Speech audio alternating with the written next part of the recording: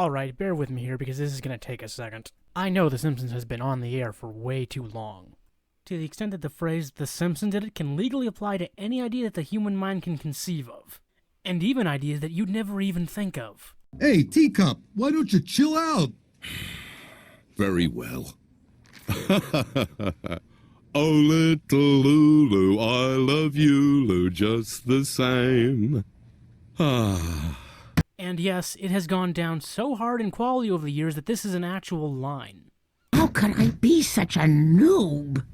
From a story about Bart possibly having to repeat the 4th grade and only succeeding by the skin of his teeth, to attempted panda molestation. Even having gone from having guest stars that play characters to just outright having them cameo to serve no real point in the story. Not even their own actors can escape it. Hey, Kent. I'm Yardley Smith. And of course, the plot decisions that permanently scar the series. I have never been happier or prouder to be Seymour Skinner. You're not Seymour Skinner. Skinner! These kinds of things happen when you've been on the air for 32 years. But for right now, I want you to put that aside and think back to 1987. A short on the Tracy Ullman Show about a dysfunctional yellow family. After getting popular enough for their first episode as a syndicated series, premiering in 1989, complete with a visual update, Simpsons roasting over an open fire, was that episode. The episode begins with the Simpsons going to the school to watch the kids perform. It has absolutely nothing to do with the main plot, but I think we've all come to expect this kind of thing from the first couple of minutes of a Simpsons episode. So, as the actual plot starts, the family's getting ready to celebrate Christmas. You know, it's funny. If the current Ned Flanders saw his house, he'd have an aneurysm. Flanderization at its least fine. Anticipating Homer's Christmas bonus from the plant, Marge takes the kids to the mall to go shopping with their rainy day fund. Unfortunately, Mr. Burns, no matter what era of Simpsons it is more miserly than Ebenezer Scrooge at a hay penny pinching convention. Ergo, no bonus. If that wasn't bad enough, apparently earlier when Bart said he wanted a tattoo for Christmas, he meant it. So Marge has to use up the money they saved to laser it off.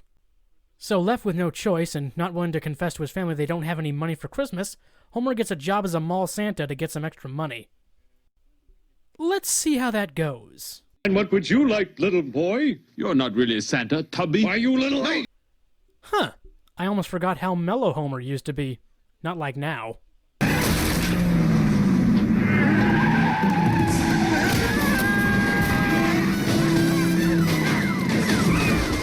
Despite getting the job, Homer won't get paid until Christmas Eve, forcing him to steal a tree. Why is there a birdhouse in it? That's an ornament. The good news is, Homer isn't a half-bad Santa. Things only get complicated when Bart catches him in the act, forcing them to unite to keep Homer's side hustle a secret.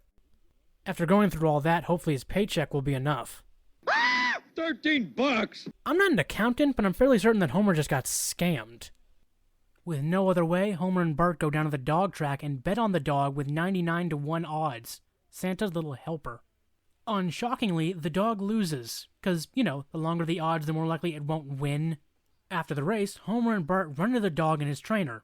Don't worry, he gets what's coming to him eventually. You, Maggie. Ow! Okay, I get it. So what to do with a dog like Santa's little helper? He's a loser! He's pathetic! He's... a Simpson. After going through all that, Homer comes clean and admits he failed. But he did manage to bring home something the whole family can enjoy. Hey, everybody! Look what we got! A dog! In spite of what I said earlier, just because The Simpsons has gone downhill doesn't mean they still can't get something out of us. Once you stop this car, I'm gonna hug you and kiss you, and then I'll never be able to let you go. They can even still surprise you.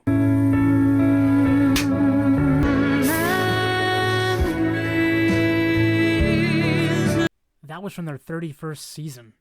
So with a first episode like this, no wonder they've gone on for so long.